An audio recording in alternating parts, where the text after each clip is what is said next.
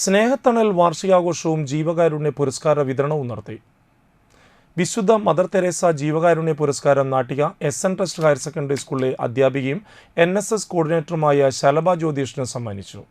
10,001 രൂപയും പ്രശസ്തി പത്രവും ശില്പവും അടങ്ങുന്നതാണ് പുരസ്കാരം. സ്കൂളിലെ NSS വിദ്യാർത്ഥികൾക്കൊപ്പം ചേർന്ന് നടത്തിയ വേറിട്ട സേവന പ്രവർത്തനങ്ങളാണ് ശലഭ ടീച്ചറെ പുരസ്കാരത്തിന് അർഹയാക്കിയത്.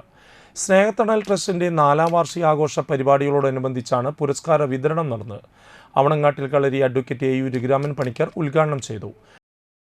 ഒരു ട്രസ്റ്റിൻ്റെ കീഴിലുള്ള പ്രവർത്തനം കൊണ്ട് നടക്കുന്ന ഒരു രീതി സ്നേഹത്തണലിൻ്റെ പ്രവർത്തനങ്ങൾ ഞാൻ കണ്ടുകൊണ്ടിരിക്കുകയാണ്. ഓണമാണ് മലയാളികളുള്ളിടത്തെല്ലാം ആഘോഷിക്കുന്ന ദേശീയ ഉത്സവമായിട്ടുള്ള ഓണം.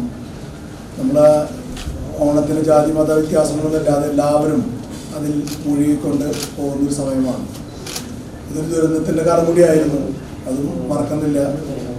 എങ്കിലും ആഘോഷിക്കേണ്ടതൊക്കെ ആഘോഷിച്ചു പോകണം എന്ന് തന്നെയാണ് എൻ്റെ ഒരു മനസ്സിൽ തോന്നുന്നൊരു വിചാരം. നമ്മുടെ ജീവിതത്തിൽ വളരെ എന്നാണ് നമ്മളുടെ കാര്യം അവസാനിക്കാമെന്നുള്ളത് നമുക്കറിയില്ല.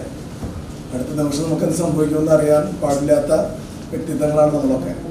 അപ്പോൾ നമ്മൾ ജീവിക്കുന്നിടത്തോളം കാലം കഴിയാവുന്നതും മനസ്സിന് സന്തോഷം വരുന്ന വർത്തമാനങ്ങൾ പറഞ്ഞു, മനസ്സിന് സന്തോഷം നൽകുന്ന കാര്യങ്ങൾ ചെയ്തു, നമ്മളുടെ കൂടെ ജീവിക്കുന്ന സമൂഹ ജീവികളെ സ്നേഹിച്ചും ഇഷ്ടപ്പെട്ടും ജീവിക്കാൻ സാധിച്ചാൽ ഒരു പരിധിവരെ ആ ജന്മം സാഫല്യമായി ചിന്തിക്കുന്ന ഒരാളാണ്.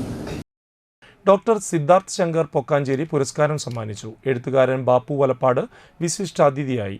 കാലുകൾ തളർന്നുപോയ അവിണിശ്ശേരി സ്വദേശി രാജന് advocate Raghuraman Panicker wheel chair കൈമാറി. നിർധന കുടുംബങ്ങൾക്കുള്ള ഓണക്കിറ്റ് വിതരണത്തിന്റെ ഉദ്ഘാടനം ബാപ്പു വലപ്പാട് നിർവഹിച്ചു. Trust president VC Abdul Gafoor അധ്യക്ഷനായി.